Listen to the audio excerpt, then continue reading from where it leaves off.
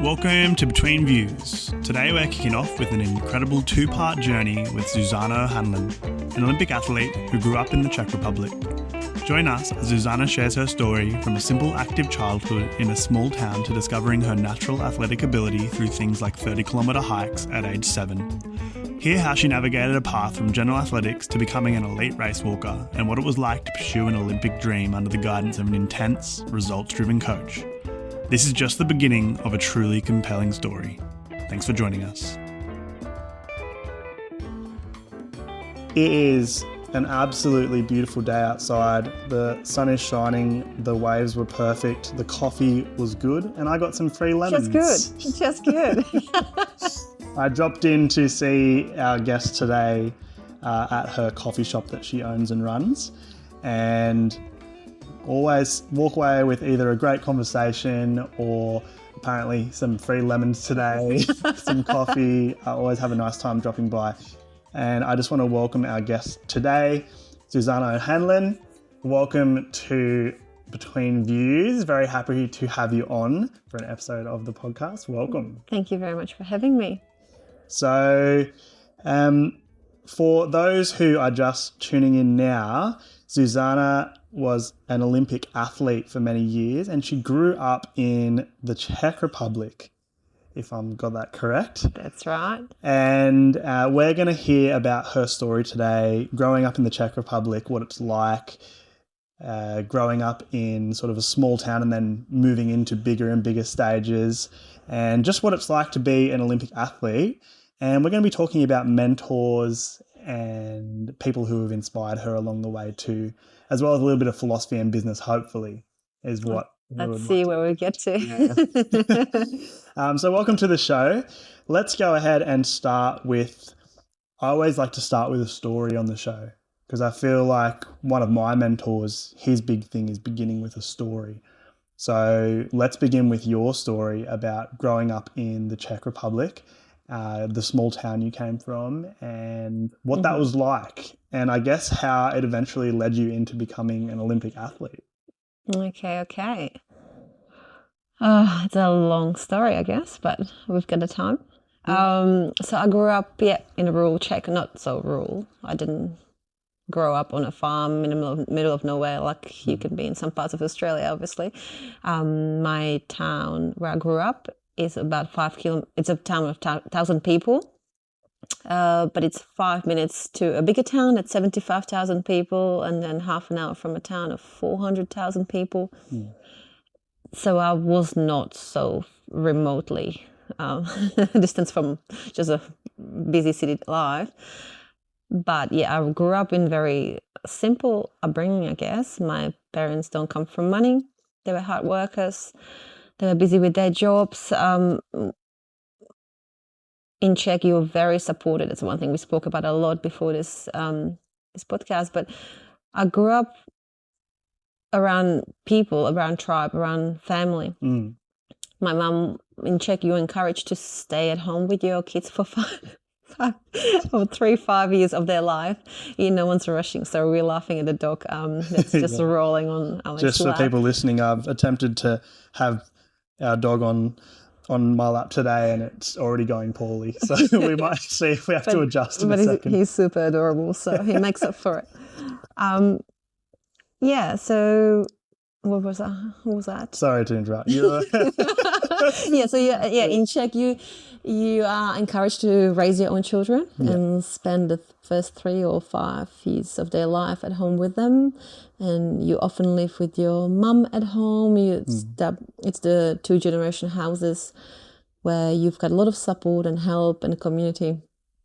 I didn't grow up around money, but you didn't really need the money when you had all the love and care in the world. And we would go and run around the bushes, barely, see my parents. We would go around and my parents trusted me to run around, play soccer with the kids. You're growing up, you were the youngest. Oh, of the cousins, there was one little younger one, but she was like a little bit too young compared to all of us, so she was remote. And that led you to trying to keep up. Yeah. Which I'm hoping links into why you chose your sport.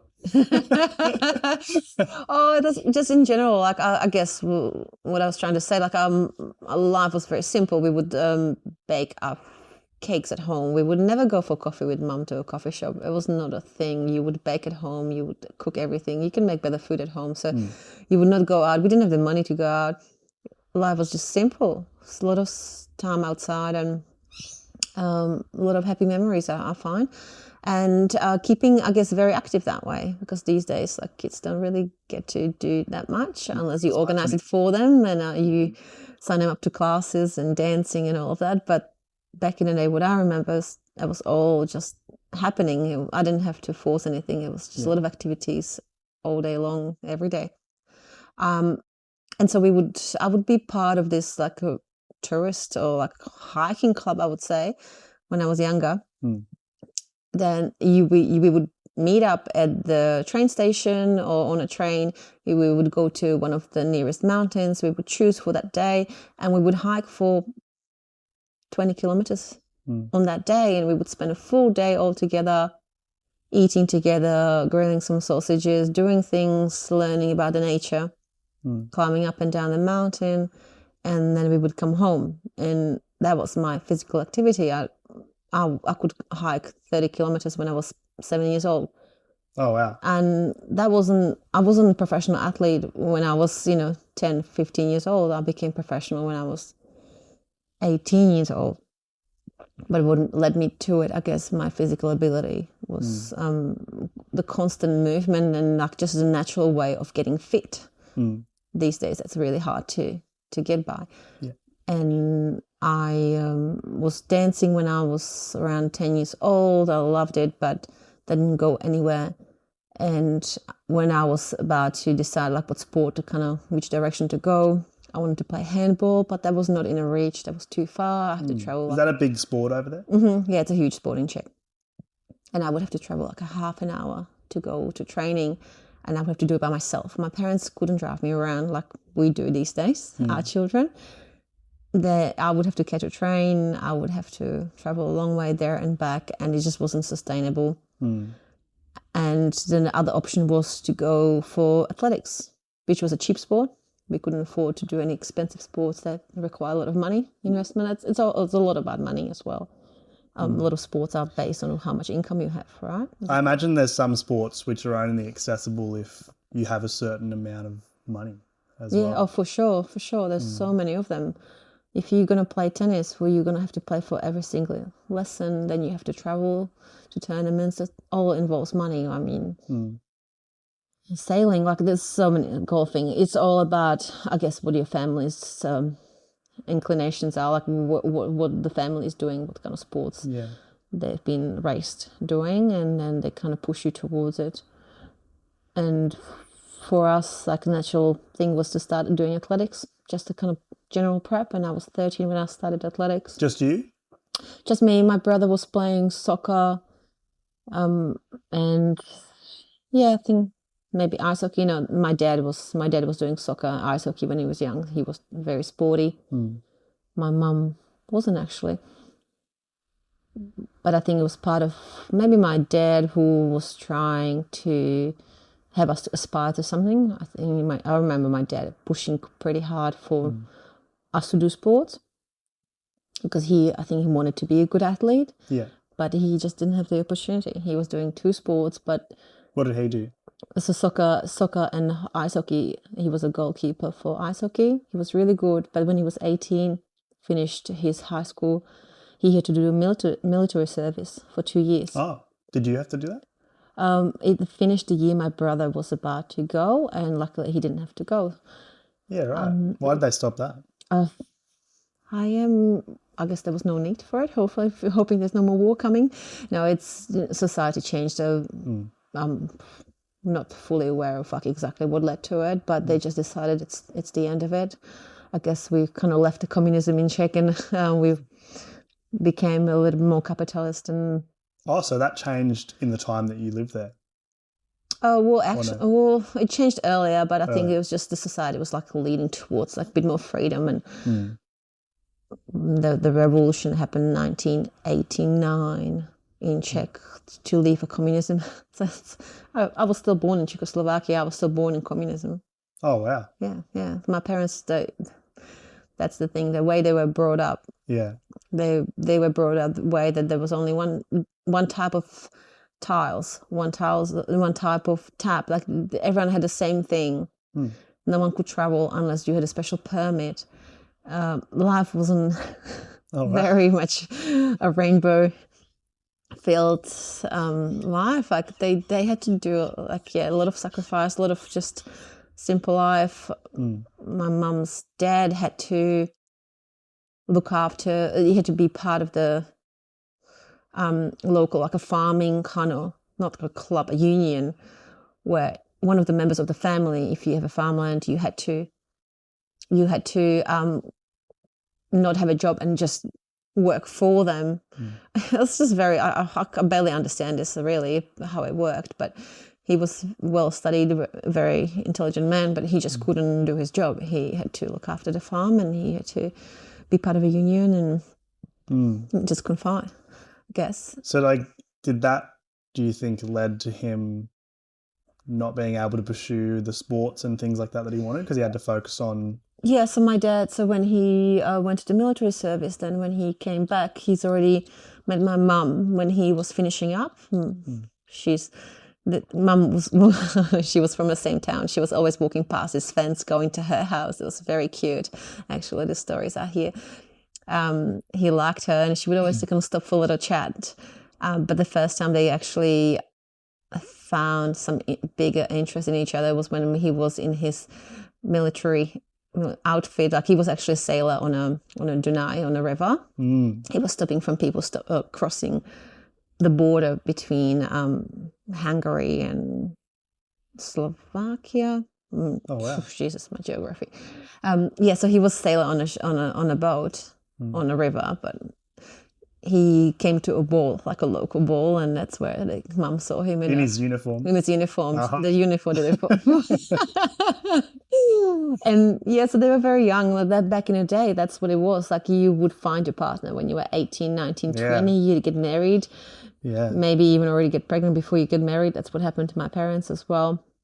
My mum was already pregnant when she was getting married. Well, so they probably planned it before. But my brother was born the same year as they had their wedding on. She was 20. Yeah. My dad was 22. My dad was, soon after, he was building a house for us. My dad... At what age? He was 22 when 22, 24 maybe. It's not funny. I could barely imagine myself doing the same thing at that age. Like I was so different to what that sounds like when I was 22. It's ridiculous, isn't it? So my grandfather gave my dad a land and his brother as well. They got a piece of his land. They got divided and he said, you can build your houses in here. And so my dad and his brother, they were building a house together that split it and made it into a duplex. And they were building it together with their dad as a project. And my dad became a builder soon after that, or through that. He was already doing tradesmanship beforehand. So he was building a house while he was doing a full-time job, while he had 2 little babies. Doing it all. And then it's when he was like 22, 24 years old. It was very different upbringing, totally. And they barely got by. Like there was a moments where my mum got pregnant the 3rd time after me, and they had to. You were baby 2. I'm baby 2. Okay. They only have 2 all up, but there was another pregnancy afterwards, and she had to terminate it because they just wouldn't be able to afford it. Oh wow. That's because of the times. It just happened soon after me, and the times where my parents just didn't have that much money.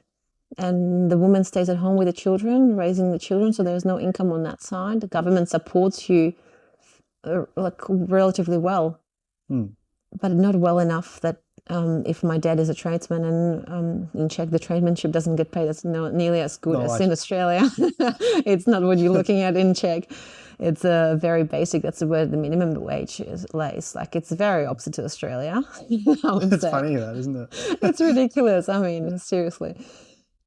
So they just had it pretty tough, but I don't remember ever having it tough or feeling like it was tough. I remember my child was full of joy and happiness, and Just yeah, I do remember that I didn't have all the branded clothes like everybody, like not everybody else. Like a lot of people would, some wealthy families, the kids would come to school. We didn't have uniforms, and so they would come to school in better clothes. And I would I would go to athletics training, and I would have one pair of tights. I would have one pair of shorts, one shirt for running, and that's what I would rotate.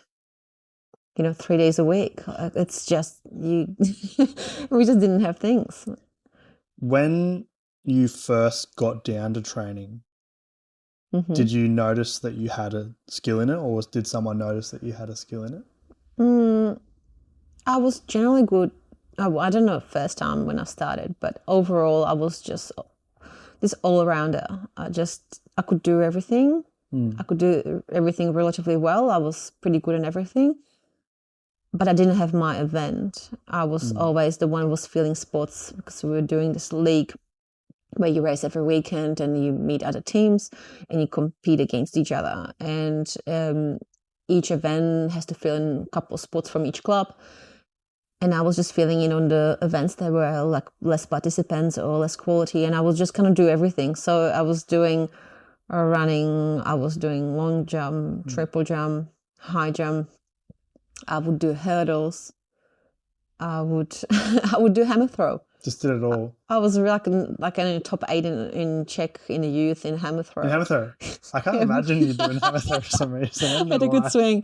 I don't know why when I think of hammer throw, I think of like big Hagrid looking dudes. Yeah, I had a good practice at the primary school when I was slapping girls' faces. Now I have this funny story. My husband always laughs at me and reminds this story to people when we speak about slapping someone's face. We went to Prague for a trip for like year 4, year 5 with a classroom, and I was kind of like getting semi-bullied every now and then, but everyone kind of had their turn. It wasn't just me, and the girls can be nasty. They can be really bitchy. Oh. It can turn pretty mean. And there's this we were in this park and I was sitting on a bench and they just kind of kept coming to me one after another, teasing me, oh, you should sit next to that boy, and I didn't like that boy, but they just kind of were making fun of me, trying to tease me. And just the last one that came to me, one of the last girls, she was the most innocent one, but I just had enough and I just kind of slapped her in the face. Oh. With the full force of the full force of the hammer throw. That was I knew hammer throw was my thing. So there you go. You don't play with the fire. Apparently not. Yeah, I'll have to make sure I don't tease you. Yes, I was doing all the different events. I was just kind of doing everything. But my coach, the club coach, he was previously, when he was an athlete, he was a race walker. And that's kind of what. So the guy who was in charge of the club, of the local athletics club, he was a race walker as well. So I would often see people race walking, practicing, or he was just like leaning towards it. So he was letting kids practice. And part of the leagues, part of the competitions, there was always a race walking race as well. And so he had me to try it. When he first said or encouraged you to do that, what was your reaction? Because you did all the other sports. I wouldn't remember, but I always saw it as like the least popular sport. Like, who wants to do race walking? And seriously, like that's not. Yeah. It's like anytime I tell somebody that I'm a race walker, everyone looks at me. Oh, you do the duck race, like the duck walk. Oh yeah, just with the little weights, like. Yeah, that's it. Everyone just tries to pretend like they know how to do it, and they just kind of mimic it, and it's just hilarious, right? Yeah. Everyone thinks it's hilarious. And it's like, why would you do that? And it's like, well, I never chose it. It was never the thing that I wanted to do. It was like, I wish I was doing pole vaulting or something more attractive, and I could be part of a diamond league and make more money. But unfortunately, you chose race walking. I didn't choose it. Oh my goodness, it chose me. Yeah.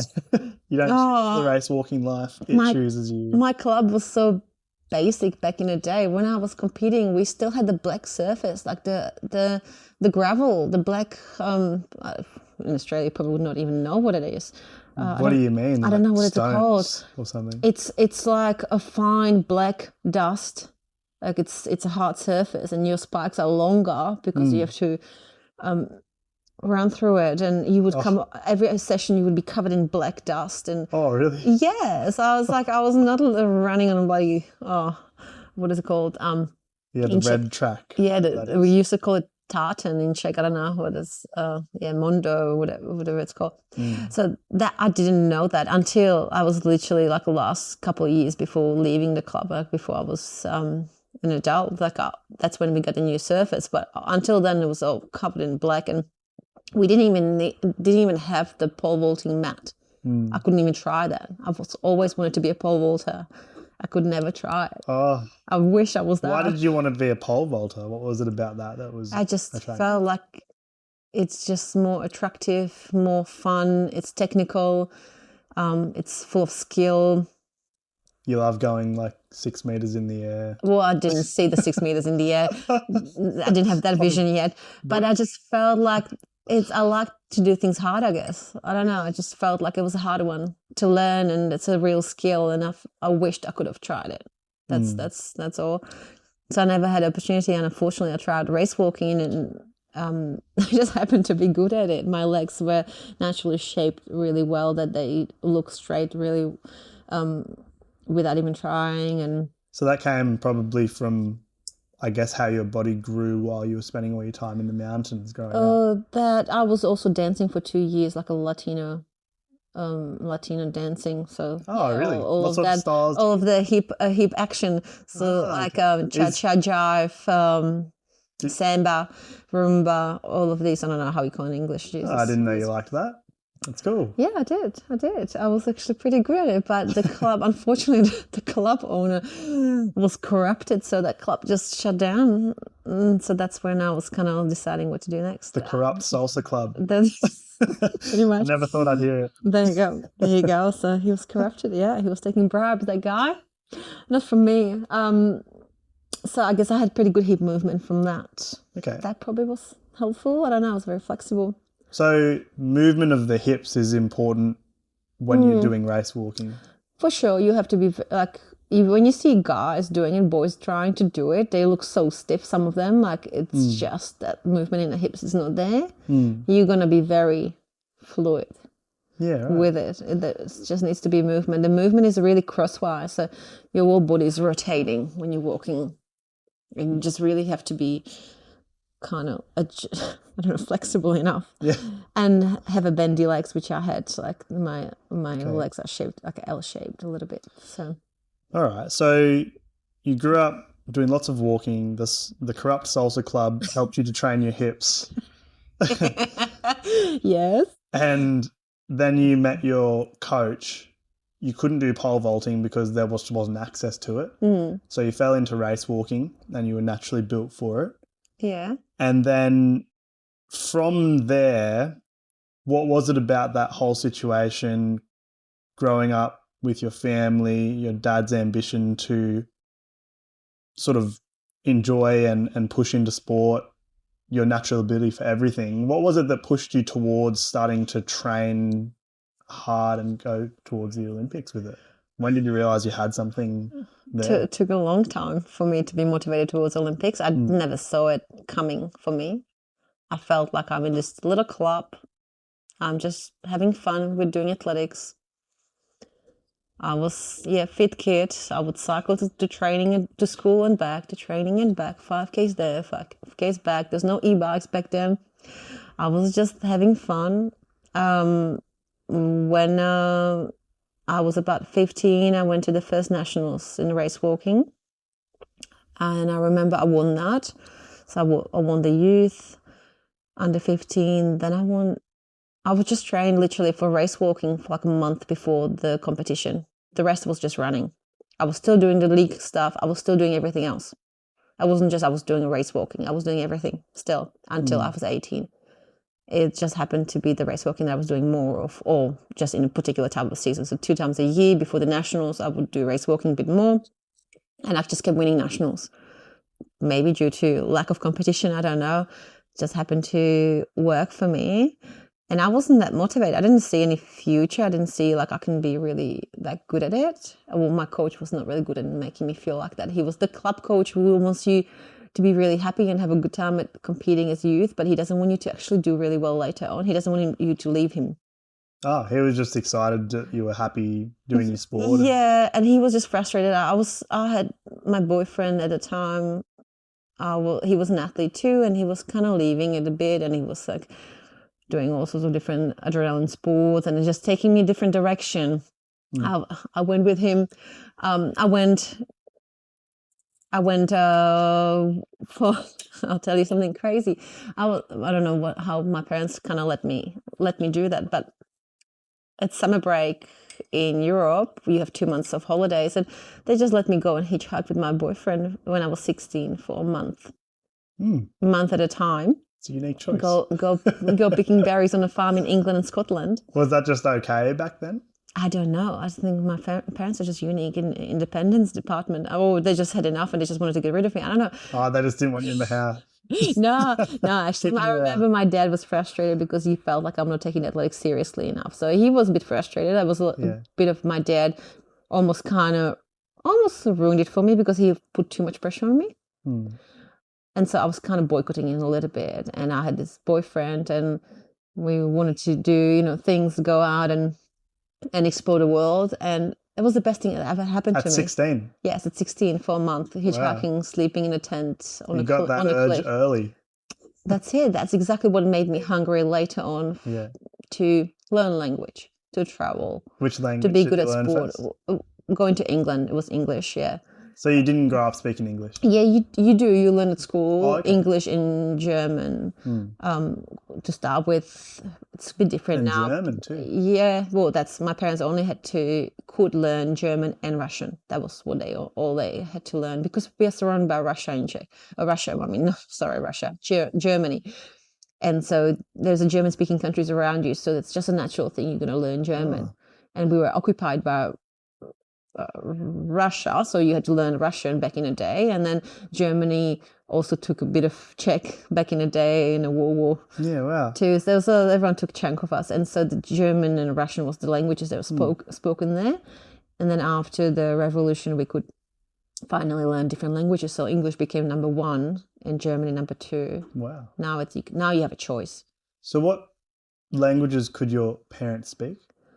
So they only had German and Russian. They were fluent. They were fluent in both. They were writing essay and they had to only do those 2 languages. There was nothing else allowed. Back in the day, you just like in communism, you don't have the options. You don't have the choices. Right.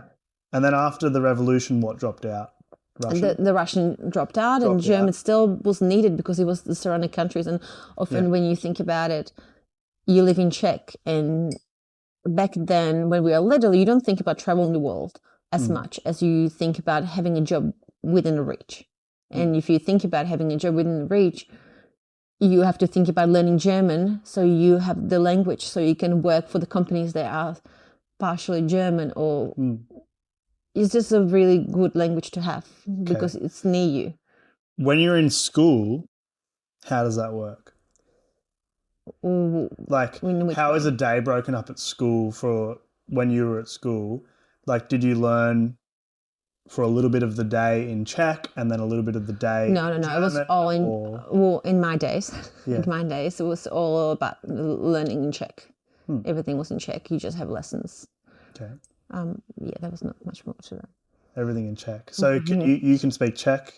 That's all? And English? I can speak Czech, English. I was learning some German at school as well. Some German.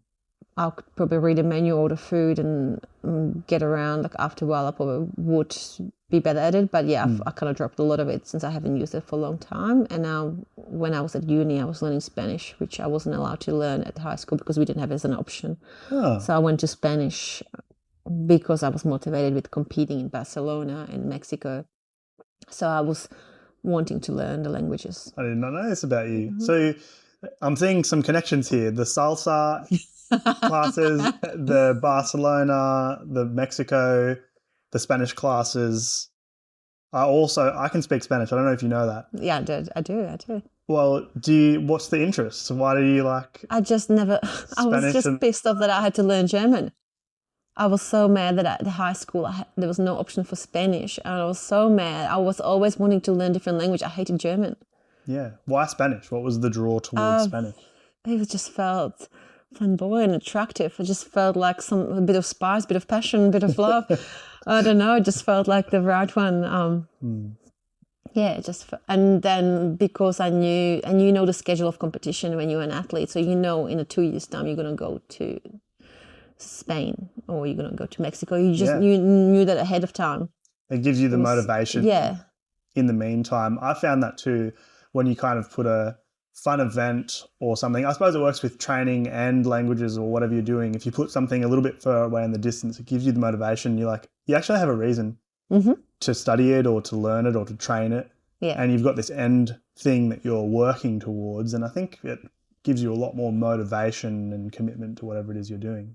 But yeah, I agree with you. I think similar thing, like I just found the language and the people very romantic, very attractive, very alluring, something about it. And it just drew me right in. And ever since then, I've absolutely loved the language. I just think it's fantastic. It's beautiful. It's nice to know that we have that in common. I didn't know that. There you go. I mean, I can't speak as well as you can, I'm sure.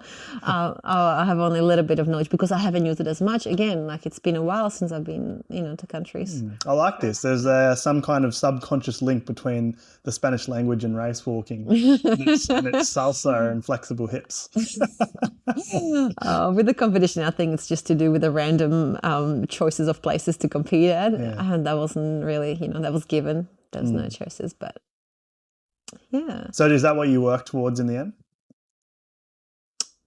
I have so many things I want to ask. I'm so curious about your adventure to the UK when you were 16. Okay. And also where the Barcelona and Mexico training came in as well. What do you want to talk about first? Let's talk about the trip. Let's take your time. Let's follow the timeline. That's right. Okay, so follow the timeline. I was 16. I went to England, Scotland, boyfriend. It was all exciting, just doing some crazy things. I still don't understand how my parents let me, but I wish I could do that for my children in the future. But it's going to be scary once they start asking. That's right. I would like to think I'm going to be open-minded and let them decide themselves, but that would be difficult. And then from there was frustration from my parents that I don't take it seriously, from my coach. He's like, "Oh, you're not going to be good at it." And then I just kind of started going to travel abroad, so to Italy for competitions, race walking competitions, and I just happened to start having results. And then when I was planning to go to uni when I was 18. I was always about to go to Prague. I was always planning to go to Prague, which is 4 hours drive from my place, or train ride from my place where I grew up in the mountains. And that was always the kind of motivation. And the Czech national race walking coach knew that I want to go to Prague. That I'm moving to Prague with uni. And he offered that he will coach me and I can train under his club, which was the university club, located up on a hill in Prague. It was a beautiful place. So did you meet that coach through the university? I've met him already at the race walking competition. So he was at the nationals all the time, and he saw me a few times. And did he kind of scout you? He saw the potential, and he knew I'm moving to Prague, so he could see like that there was a potential that we could work together. And that to me was attractive, but still at the time I was like, sure, right, okay. I wasn't sure like which direction I'm going. I was like, I'm going to uni. I'm about to live a life. Yeah, so it wasn't very clear yet as to. No, I was at 18 years old. I still didn't know that I'm going to aim to race internationally like that. It was when I started uni, and then the first year kind of happened. I was still living at the uni accommodation. I tried to not party too much. What were you studying? University of Economics. I was doing tax and accounting. It's quite different. Very. Hence why I've never done it. In the real world. Yeah. Was that your decision or was that encouraged by your parents? That was kind of default decision by me to choose something that I will be able to handle while training, but also influenced by my mum, who's a tax officer. an accountant. So I see. she's Encouraged you into it. I just always saw that being around me. So Yeah, right. it felt natural that I could maybe go that way. And I'm very logical. I like numbers. So I was always kind of helping her at work and trying to file things for her. I like that you sort of mentioned that you prioritized your training and sport so much to the point that it influenced what you chose at university, so as to allow time to do that thing you love. I'm a big fan of those kind of choices, and I just think that's really special. Yeah. Thank you. Well, there was other choice in Czech. You do exams to get to uni. You don't have a final exam at high school, and then based on your merits, you decide where you can actually be accepted. But in Czech, you, on top of finishing high school and having exam, you also doing exams to universities, in individual universities, and you only they only choose the subjects they focus on. So then you do individual exams, and so I've chosen 3 universities, I think, and then if you make it to all 3, you can decide. And I actually wanted to become a police officer. Oh, really? Well, I could kind of see that. I don't know. I'm not sure why, but I can see you being a police officer. Oh, really? Jesus. Yeah. Not saying you have like the air. I'm not sure. I'm not sure what is that saying about me. I'm saying I'm not sure why. I could kind of like see you in the uniform. I don't know why. I could see like I could pull over for a random breath test, and you say, please count 1 to 10 for me. I'm easily getting my husband in trouble, that's for sure. Maybe I should ask Ev about this and see if he thinks the same. He can fill you in on that. Yeah. So I did my exam to the police academy in Czech. In Prague. That was also all in Prague. And a sport university, so sports studies. And I didn't make it to the police academy I was just under the line. Probably a good thing, who knows? I don't know what's better or not. Everything happens for a reason. I guess so. I always saw myself as like being a detective or doing something, Are you like one of those people who likes crime novels? Yeah, although I like to say that, but then if I listen to too much case file and crime stories, then I can't sleep properly. So I don't know. And I can't watch horror stories. So I'm not sure if I would be the best one. Everything's a clue and everything's suspicious. I like to solve mysteries, I guess. But yeah, it's romanticizing your world. Like you see it there's a lot of admin, a lot of different kind of work that you imagine, I'm sure. Yeah. So that was the one pathway I could have taken. I didn't. I went to the to do a tax and accounting, and it was just a way of kind of getting through. In Czech, you don't have the option to do only a couple of subjects. You have to do full-time studies. Yeah, most of the unis anyway. So I had to do my 3-year degree within 4 years. That's for free. If you're going to extend it, you're paying. I like that about Europe in general. It's the study is free. I really wish that was here. I would study so much more if it was available here as a free thing. And it would be easier to probably make change if you don't really enjoy what you're doing. You could probably make the change. Well, that's right. Do you find that was something that was, a good thing that people could study, and then if they wanted to become something else, they were welcome to go back and retrain? And yes and no. So like there is the thing with, in Australia, everyone's doing a gap year and they just defer their studies and they just like put it on hold for a year. Well, in Czech, you can't do that. You would have to do exams again to that uni.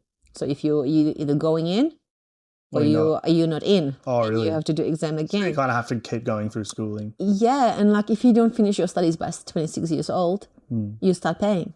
Oh, wow. So it's not like giving you that window where you can just choose 10 different subjects and go 10 different units. Oh, so it's free if you go if you do it fast, because that's it's for free, but they want you in a work system. They want you to be a worker and pay tax. Yeah, of course. Right, so they don't want you to be burdened to the society and just study for 20 years. Yeah, there's limits to it. Because I feel like a lot of people would do that. I think if I had the option to just only study and learn, then that's probably... Really? Would you? Yeah, I love it. I hated it. Love it. Oh, really? Yeah. I only liked it when I had logic to it. I liked the individual classes. I just hated listening through the presentations and it was just read through things. I hated it. I was the best cheat. Oh my goodness. I was like, there's something about me. I just skimmed. I don't know how I got through the uni. I was just really good in cheat sheets.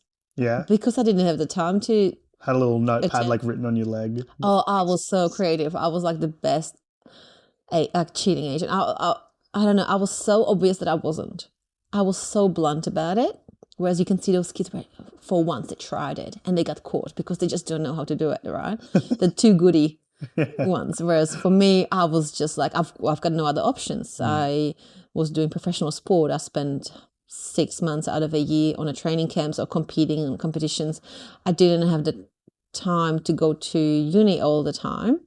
And I had to ask them, can I do this exam different time or can I do things slightly differently? And when I had the final exams every 6 months, we had a 6-week period of the exam period, and I had to do it in the space of 2 weeks. Oh, wow. All my subjects. So that's generally 5-6 of them you have each semester. And I had to do it in space of 2 weeks. And if you fail it, you have to redo it.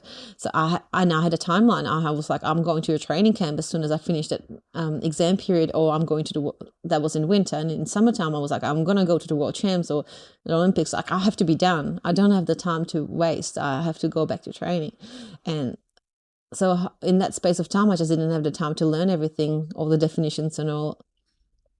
And I don't like learning definitions. I just can't remember them. And I never seen a point of learning something that I will never remember anyway. You strike me as more of a kinesthetic learner where you learn by doing and on the job. Yes, I'm logical. I'm very logical. If I see something down, I can repeat. I can't. I wouldn't be a really good lawyer and medical student. I would never remember definitions. I would never get through that degree. Okay, so after going and attempting your degree, did you end up finishing it or no? Yes, so I finished my bachelor's. Yep. I haven't finished my master's because I was already then dating now my husband and Oh, so you'd already met then? No, so when I started my uni, we haven't met yet. We met just after finishing bachelor's. Yeah. That's when I went to Australia. Oh, so you finished your university degree and that brought you to Australia. You're already race walking at a national level? Oh, no, I was, no. I was way quicker than that. So when I met my husband, I was already past my best year. Oh, so you'd already done the... My career was very quick and very short-lived, but it was very intense. So if you imagine the year after I started my uni, I was already 6th at the European Champs under 23, and I went to the World Uni Games in Bangkok. I don't know how I placed there. That sounds fun. That was fun. That was a fun year. That sounds fun. And that year I would have made it to the World Champs, but they took somebody else, even though I qualified in, but they took somebody else, more experienced. And then the year after, there was the Olympic year. And I went to those Olympics the year after. So wow. It was a very quick turnaround. So it's like, if I'm just tracing this back a bit, it went from like walking in the woods to about 10 years of not knowing really if you liked race walking or not. And then you just went to the Olympics after uni games. Well, there was a lot of training in between. Of course. I wasn't just standing up on a day. No. There was a lot of training. Even though I wasn't taking it too seriously, I still trained. Like it was, I still did all those hours of training. But that year, once I moved to Prague, was just insane. Well, like literally, my coach was a very insane person, and he made it very insane. Moving to Prague, you said that was something that you really wanted to do for a long time. You moved there for uni? For uni and sport at the same time, yeah. And sport. And so all of this sort of dream that you developed to move to Prague and to train and to do a uni degree that would allow you to train, it all came together in Prague. And that's where it really started happening with the pursuit of the Olympics. Yes. When did you decide this is it? I'm going to train for this. I'm going to go. When I moved to Prague, it was like I've decided I'm going for it. And then the first year, the results were showing for it, the European Champs and the Uni Games, almost qualifying to the World Champs, but it didn't take me. So the next year, that was like really like it's cracking time. Like I guess the first Olympic Games, I was 21 when I just freshly 21 when I competed at the games in Beijing. Wow. So that was really, really quick. As we saw it as like the entry point and to see how we're going and test it out with the intentions of being top 8 anyway. Like I don't understand how we saw that happening, but look in hindsight, but it was like my coach built up in my mind that I can, be in the top 8 and whatnot. And the growth was so quick. And I was just living in the la la land thinking that everyone's going to bow in front of me and it's all going to be happy days, right? So your coach painted you a picture of what the success would look like, and he made you or helped you to believe that it was something. Yeah. Okay. He was believing it. He finds this person, like he had a person before me, and he really truly believed in her. Same thing. He saw me, and he saw the potential, and you really have to. What is the word? You really have to commit. You have to commit. You have to.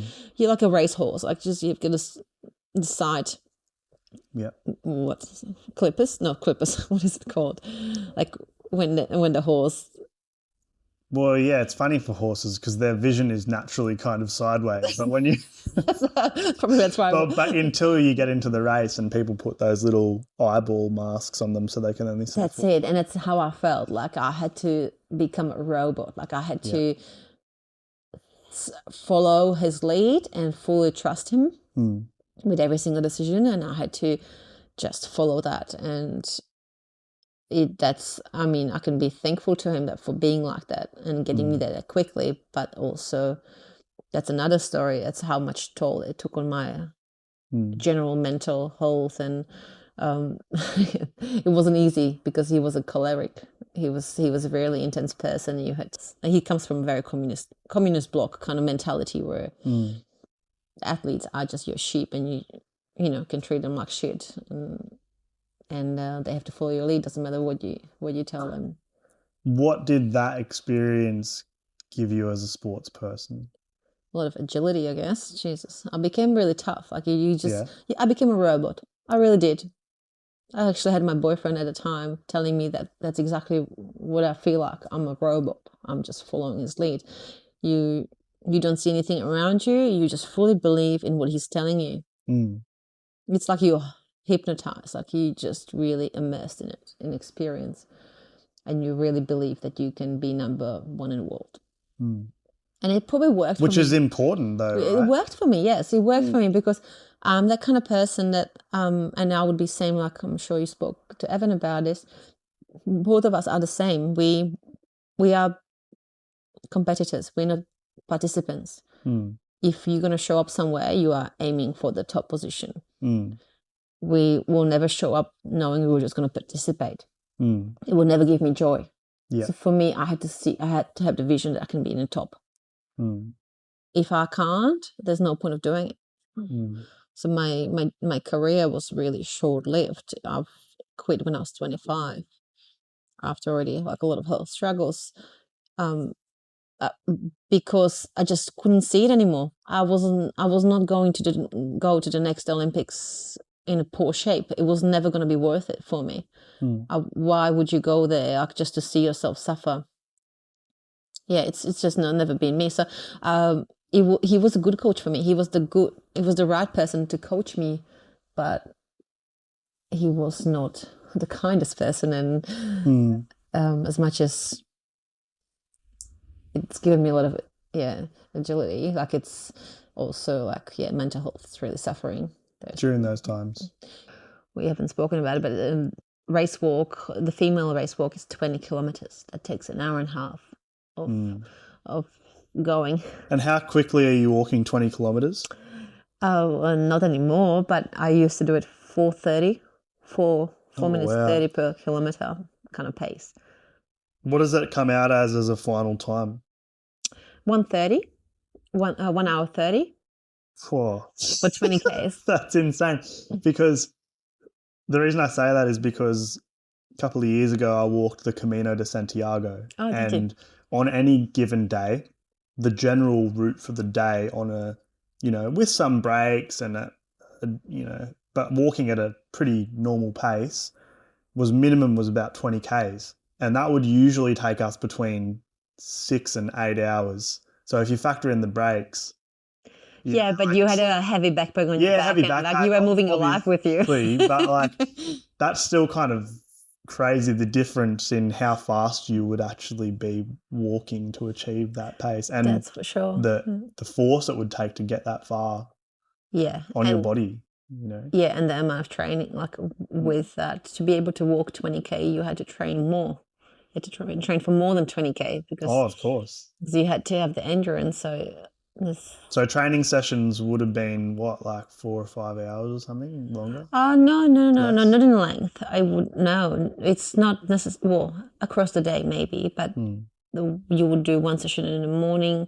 Let's say you would walk. Yeah, maybe 20K that morning. And then in the afternoon, you would do a speed session and do some like 6 times 500 meters in a full speed.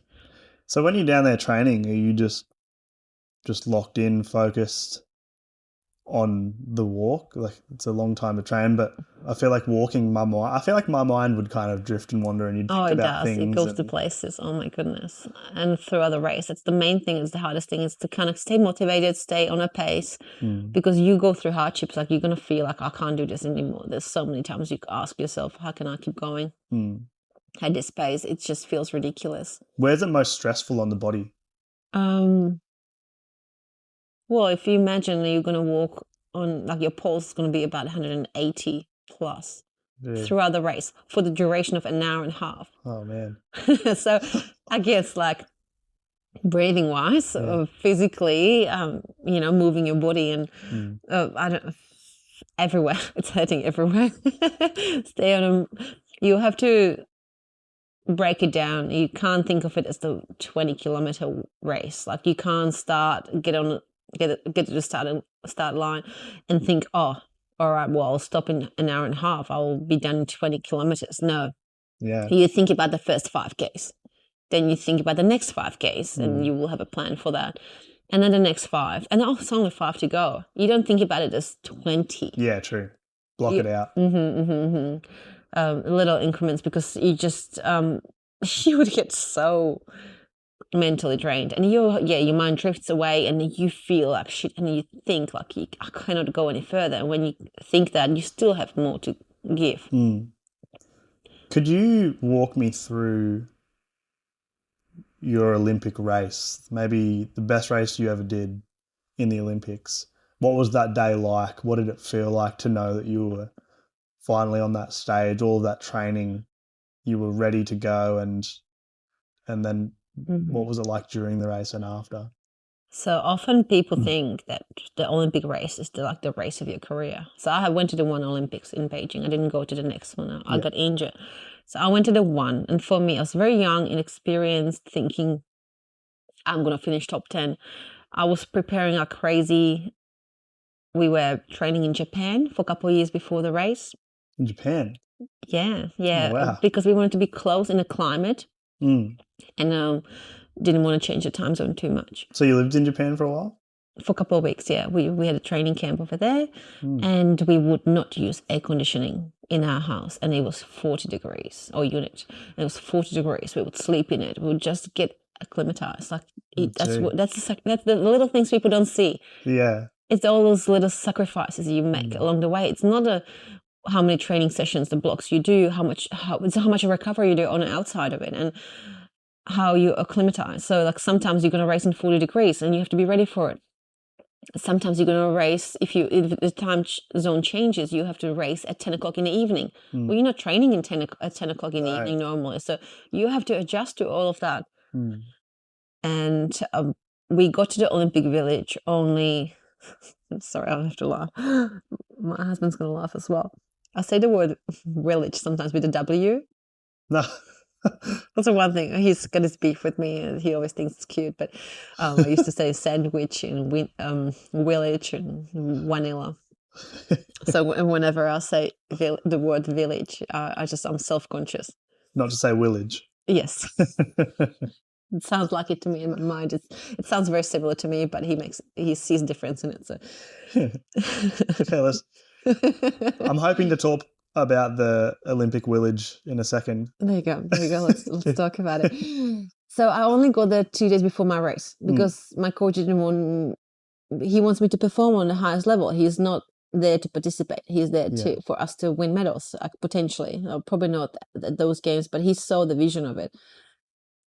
So we spent only 2 days before the race at the village, and then I race, and then I have only 4 days afterwards, and then the closing ceremony, and you go home. So all of us spent 6 days. Oh, so you weren't there for that at the games, no, and I missed the opening ceremony. Like you follow the lead. Like, this is the best thing for my race, so I won't do it. And the main reason for that is that if you go to the village like a week before the race or 2 weeks before the race, you're gonna race with everybody else around you. You're gonna go and support them, and you're gonna get all your emotions out already, and then you're gonna be pretty much all raced up by the time you're competing yourself. Yeah, it's not really the best thing for performance, and we saw it. It's like we need to do the best we can. Yeah. So I would not say the Olympic race was the best race in my life. Like, it wasn't it wasn't the most memorable thing. It was the most exciting in some ways. Like, starting at the stadium full of like 90 or 80,000 people, like, it was ridiculous feeling. Those emotions was huge. I almost cried. I went off the start line so fast that I burned myself out in the first 5Ks. So I was that excited. I was in the first group in the beginning. It's just like all the emotions were getting the best of me. So it was the inexperience. Yeah. Speaking. I still did a PB in that race. It was a great race. Like, I guess it would have been a great race, but I didn't see it great because I was only 26th. And I was envisioning to be in the top 10. Yeah. I did my PB, but it didn't matter to me. In my mind, I felt like I failed. Was that hard to deal with? It wouldn't be if my coach wasn't a psychopath, and he would not make me feel like shit. Honestly speaking, really. He wasn't really supportive afterwards, and he got into these emotions of like, we will never get there. And he was really negative. And he was like, oh, this will not happen, and just it won't work. And he was just getting into this negative. I was like, I just finished an Olympic race. Give me some grace. Give me some, let me just celebrate a little bit that I've finished something. It's a big achievement. He never let me have it. So I guess that ruined my race, my experience from the games. But my parents, on the other hand, had the best time of their life. Yeah? Yeah. What was their experience? Well, my little country town of 1,000 people was up celebrating, partying all night, because my race was at 3 a.m. of local time, and my parents organized a big party in the garden. Projector race was on a projector, and they I don't know, they didn't have a fireworks, but they were partying until like the next day midday. There's still people jumping in a pool. They were so proud. That was making me a little bit nervous too, obviously, knowing there's a lot of people going to be watching me. Yeah, of course. Lots of pressure on you. It was a lot of pressure for a young girl, 21-year-old. True. Like it was a lot. So I think they had the best experience. Yeah. For them, that was like the moment they were the proudest. For me, the best experience, there's 2 of them in the same year. The year after, I had a European Champs under 23. That was in Lithuania, and I came second. And that was my best. Like, that was my only medal. I won nationals, but I haven't won like anything huge. And the European Champs under 23, that was huge. Coming second to Russian athletes, that was exciting. I think just competing at that level, or training for it, or even being able to qualify to go into those type of races, I think that's huge.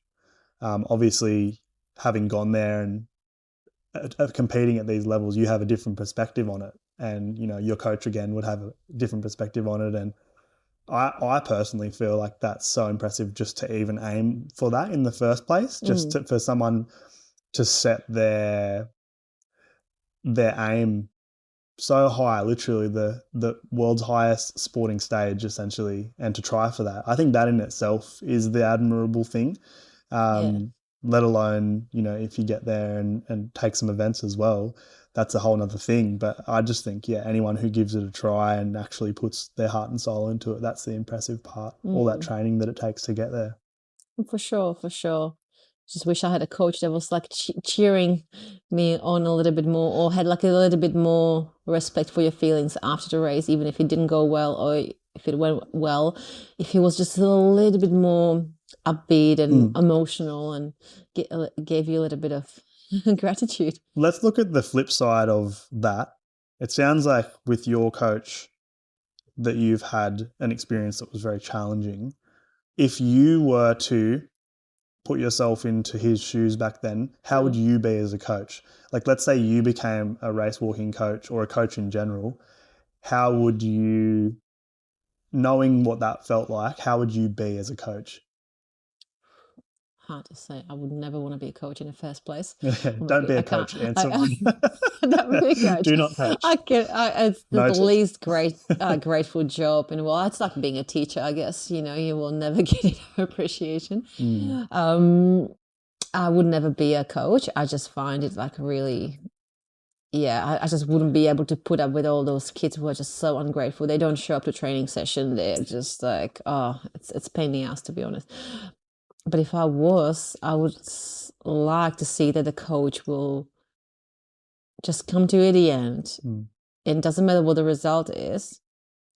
Pats you on the back, gives you a cuddle, will appreciate your efforts, tell you that you've given it a crack, like you've done the best you could possibly could, and that they're proud of you. I felt it once, and that was the European champs, the under 23, when I came second between the two Russian athletes, and I was ecstatic. I was excited, and so was my coach. For once in his life, I could see him just so happy, and that felt proud. That felt really great. So for him, the motivator was about the result, though. Yes. Which isn't a nice feeling at all, because it means that you're just pushing for a result for him to feel good. Exactly. I felt like all my career I was just trying to make him proud. I was doing it for him almost, like not so much for myself, but I was just trying to do just to please him, like just to make him happy. That's how I felt almost.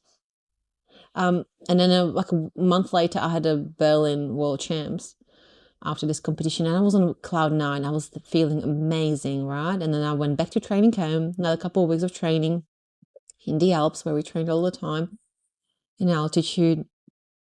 And we went to Berlin afterwards to the World Champs, and I thought, seriously, I'm going to be like top 10, easily, more like top 5. Like I was seeing everything happening for me, and I pushed so hard in the training beforehand. That's where I went too low with my weight. I dropped another couple of, your race weight is always lower than your training weight. Yeah. So you just know where you are at. And I had this particular race weight that I was feeling good at.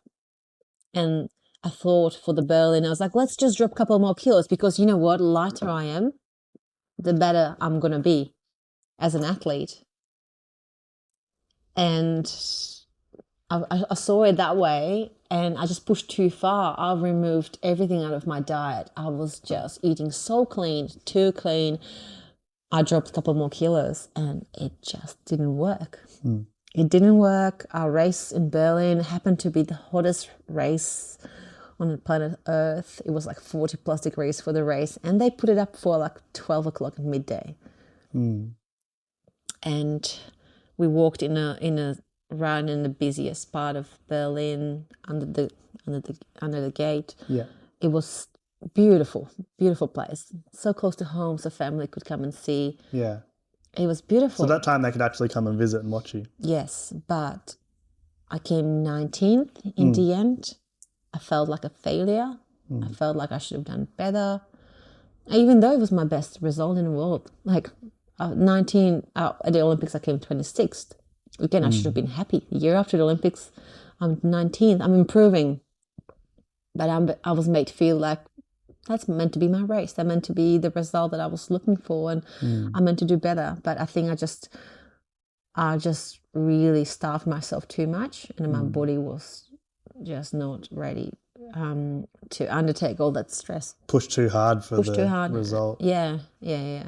And then afterwards, it took me a while to gain the weight afterwards, even though I should have put the weight on pretty quickly. I didn't want to. In my inner body was telling me, I was doing some running races, half marathons. I was doing so well. I was making some money by going to different competition in running as well, even though I didn't train for running. Also, I started to pay for you to compete as well. Yeah, it started. Oh, wow. I started to see some results. I started to see like, okay, this is great. I came like fourth in a half marathon in Switzerland somewhere, made some money. I was like, that's great. Like I'm doing great. And so suddenly I was like, well, this low weight is actually good. Let's stay here.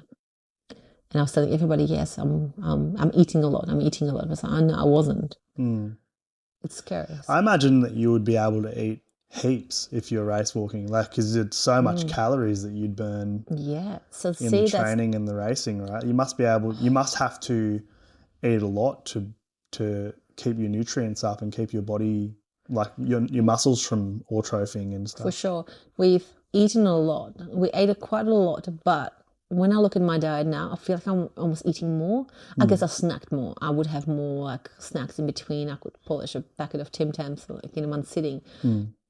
But also you feel really guilty about doing that kind of stuff. And why? Like I was training like crazy. The amount of training I've done, I could have eaten anything. I was pretty much, at one point I felt like at the start of my career, I thought I'm competing on this level so I can actually eat more. I loved food so much. I was such a foodie. So for me, it was like, well, if I train more, I can eat more. Yeah. I loved food. I think a lot of people share that sentiment. So I became a professional athlete because I was loving to eat. We definitely need to eat more than we were all eating. All of us girls just felt like we need to be the slimmest. But it's not really necessarily true. Like, yes, you need to be thin. For sure, like you don't want to carry extra weight, but to the point where you're starting to lose muscle, and that's the dangerous point where it's actually counterproductive being too slim. Yeah, because once you, especially in long distance events, you start to go into I think it's your anaerobic system. No, it's your aerobic system, and then you start to burn protein after your fat's gone. And after your carbs are gone. So if you exhaust your carbs and your fats, you start to lose your muscle. So if you weren't eating enough, you're going to lose muscle really quickly in a long event like that, right? And then when you are really low on fats already and you do the race, throughout the race, if it's a hot day, you could often lose like 2 kilos of weight. In a day? In that race, in a 1.5 hour. Oh, wow. Some people dream of that. Well, go race for 20 kilometers and see how you feel after. Yeah, that's right. I'm sure you're going to lose that much as well. Without any training. There you go. The brand new weight loss scheme is walk 20 kilometers really fast. So yeah, you really have to be careful. I think that's what happened to me at that Berlin race is that I just like once I got down to my resources, I was starved. I just didn't have the energy to get going. Just goes to show how important and how precise the whole thing is. The mentality's got to be there. The nutrition's got to be there. The right coach has got to be there. You as an athlete and your persona has to be there and perfect on the day. You have to be perfectly aroused. It all culminates in this one key moment of precision and trying to get it to that moment on that one day for that 1 hour and a half and to perform perfect step after perfect step. And I just think it's incredible and fascinating. And I think that's why we all admire the Olympics so much is because of how much effort goes into it. Yeah. One thing that happens at the Olympics after you finish competing, and it sounds like you weren't at the village for very long, but I remember we had this chat already, but I'd love to share it with our listeners. I asked this question to Ev when he was on the show, and his answer was not in any way what I expected. In fact, the answer that he gave me was totally sentimental and touching, and it was not what I had ever imagined of the athletes' village. Like with. So, what was the question? I asked him the question: what was life like in the athletes' village? And, you know, do you have any like interesting, notable stories from there or anything like that? And his response was more along the lines, being a Paralympic athlete, was he was in awe of the people around him that he was competing with, and seeing the full range of disabilities was very eye-opening for him. In just the cafeteria was what he talked about the most, and how eye-opening that was, the range of disabled athletes that are competing and training and trying to do and be their best.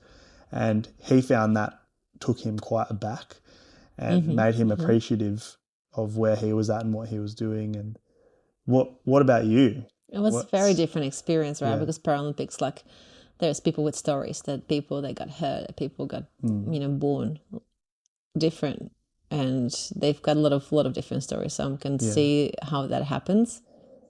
I think from what do you want from me to hear more stories? What happens behind the closed door at the Olympics? Nothing happened to me, I tell you that much. I didn't have that much time, and even if I had the time, You said that. I had 4 days. We traveled a bit. We went to see the you know, Great Wall and whatnot. So we did a bit of traveling. I would like to say there was partying, but like there was not much partying on my behalf. I don't know. I think that's what the swimmers do. I think they finish early and they've got the 2 weeks of partying ahead of them. Are the swimmers the big partiers, are they? They're renowned for it. I don't know. I don't want to kind of give them bad rep, but I feel like it's quite commonly known that the swimmers are the ones that kind of go around and do all sorts of things or getting in trouble. I don't know. I don't remember that much. I just remember being disappointed. I remember my coach being disappointed and really kind of taking me down with him, and going to the Czech house, like the Olympic house. So do you share with athletes from the Czech Republic? Is that Yeah, so you stay in accommodation that's based on the countries. So your tower, your accommodation is going to be full of people from Czech. Sometimes when there's not enough athletes, there could be a couple of countries or multiple countries in one block. Yeah. But you are there with your athletes, so you would, I guess, mingle more with your team.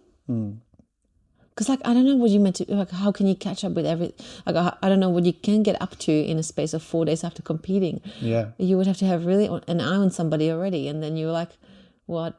I was busy focusing on my race. That's right, so and that's what I'm glad that this has been your responses as well, because I feel like a lot of people carry that idea and that stereotype about the Olympic Village when you think of it. Yeah. But it just, when you actually think about it logically, it's like, no, people are there to compete. They've spent 4 years training for it. Yeah.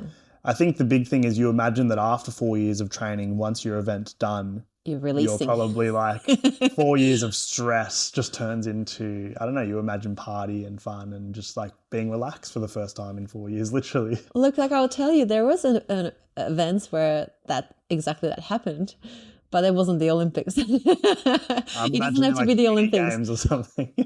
Yeah, Uni Games, it's a party, yes. Uni Games is a party. That's a big party. Sure. That was a bigger party than Olympic Games. Olympic Games, I really didn't have much space and time and thought process. So I was going to watch other athletes compete. Yeah. And it filled my time. There was not much to it. So I'm sorry to disappoint. There's not much going. However, Berlin. If you think about Berlin, I was there. I was competing within the first 3 days of it starting, and it was a 10-day event. So I had a week of party afterwards. And that's actually, Berlin is the reason why I'm in Australia, because I was partying with Australian athletes. Yeah, I was partying with Australian race walker called Jess Rothwell. So she became a really good friend of mine there and then, and we partied together all night long, causing mischief and getting up to things. I was partying with my Czech teammates and coaches. There was some good bunch of people, and we had the best time. We were living in because it was only athletics. That's another thing. So back to the Olympics, there were so many events, so many different sports. You barely know like the faces. You don't remember who is who. You don't really see anything. Whereas when you are at the athletics world championship, you already actually know the faces of athletes that are because they're inside your field. Yes, exactly. So I got to be placed on a hotel in Berlin where the Jamaican team was on. And so then you are actually face to face with the athletes. And who was it at the time? I feel like you said it was. There was Usain Bolt. There was Asafa Powell. Usain Bolt. Berlin is where Usain Bolt broke the world record. In Berlin. Yeah, I watched the race. I watched his 100-meter race when he broke world record. So that was the most memorable race for me in life. Like, that was amazing. Berlin was so good. There was so many beautiful performances, and you felt close with those athletes. Like Asafa Powell lived across the room from me. Really? In a hotel. Oh, wow. So, oh my goodness! After the 100-meter race is finished, the parties that were happening in the hallways. Oh my goodness! It's all true. That's what they say about Jamaican athletes. It's all true. They party hard. That's true. I didn't know that about Jamaican Yes, it was. athletes. Like, I was looking through the little hole in a door. And like when they woke me up at like 2-3 o'clock in the morning, and I looked through the hole, and there is I don't know if it was Asafa Powell or Usain Bolt. They were just like making out with these girls in a hallway, like they were and they were busy partying. That wouldn't happen in the Olympic village because that's gated place. Yeah. No outsider can get in. Yeah. Whereas when you're in a hotel, you can do whatever you want. You can leave the hotel and go to the city. That's what we did. We partied outside of the hotel. Yeah, true. But in the Olympic village, it's so limited. That's right. It's very limiting. And where do you go? If you want to have sex with somebody, which room do you go to? Like, where do you go so no one sees you? Like, I don't know. Like, it's very... okay, so Olympics Village very exposed. Is not where it's at. I don't think so. It's the World Championships that we should really ask the questions about. Okay. Every other event but the Olympics. All right. It's good to know that redirection. There's fun to be had. Don't worry. There's fun to be had. Just have to ask about the right places. How fun. Well, thank you for sharing all of that about where you grew up and your Olympic story and sort of that journey through. I really appreciate how it all comes together. I love seeing how different steps of your life suddenly link up and it leads you to be here and meet these people, and you never see any of it coming, No. And that's what I find always magical about life and people's journeys, and that's why one of the main reasons I do this podcast. But I feel like during those lessons you have reflections along the way, you learn new things, and sometimes you take different knowledge and lessons from things you wouldn't think you would learn it from, but you learn from them anyway. And I want to ask you, from all of that, the growing up in the Czech Republic, eventually getting into training, competing at the Olympics and the World Championships, what are some of the more powerful lessons you've learned, and what are some things that you carry with you from all of that? I would say the main thing is, doesn't matter how hard my coach made it for me to be, I've had to endure a lot of hard times because of him. I still don't regret any of it, because all of that led me to where I'm now, made me tougher, maybe too tough sometimes. But made me so much tougher. There's no regrets, that I've learned so much through that. My childhood, main thing I think that I carry across to my children now is that independence is super important. And my parents letting me to go to hitchhike through England and Scotland when I was 16. I don't think they even knew I was about to hitchhike to begin with. But I think it was a few lies there. But they let me do it. And I'm forever grateful for that. Yeah, I think that was the most eye-opening experience of my life. I think just having that independence so early on motivated me to want more, to experience more, to learn languages. I think that was the best thing that I could have, enjoy in my life. And it really kind of makes me think about my kids and how I want to raise them the right way, because nowadays we are so forced to be on their back all the time, watch them wherever they go, drive them everywhere, do everything for them, and be scared to leave them alone anywhere. Let them walk to the bus stop by themselves. I find there's so much scare, and everyone's judging you for being too open-minded. I find if you're not scared for your children and not on their back all the time, you feel judged. Just to let them be. I find like if you just let them guide you through what they want. Our kids told us straight away, our daughter, when she was going to kindergarten, she told us on a day 5, she told us, I want to walk by myself to school, like from the car to school, even though we could have walked her for the next 3 weeks. She told us she wants to do it. Okay, off you go. She told us in term 1 that she wants to catch a bus to school by herself. We hesitated a little bit. We kind of let her sit on and tell us a few more times. And then in term 2, she was on a bus. She was a kindy, a little kid. She was the youngest in the classroom. She was only 5 years old, freshly. We let her do it, even though it was like a little bit hard to stomach at the beginning. We knew that's the biggest growth. So what I'm trying, and I think Evan is doing the same thing, we're trying to give them independence and guide us through what they want. And if it's even slightly reasonable thing to do, we'll just let them do it. I think it's the biggest thing, like just let the kids be kids and let them be independent. And if they're showing you they want to be independent, just let them do it. Don't always sit on their back and tell them, no, that's scary, you shouldn't want to, don't do it, don't go, scary things can happen. If you put that fear in them from get-go, they will always be fearful. So I think that was kind of like my life journey experiences that were the most significant. So even though you went through some very solid and challenging hardships, it became all worth it when you finally got to the end of the stage and competed. And the lessons you learned along the way were worth going through it all. And then the second part is that from the independence that you experienced, you realize how much that gave you in the world, and you just want to pass that on to your kids, and you want to let them explore the world as they feel the time arrives to them. You let them go and explore it and learn from it themselves and make their own decisions and ideas when they're ready to. That's exactly. You said so much better than I do. Nice summary. Love it. That brings us to the end of the first section, which is all about your story.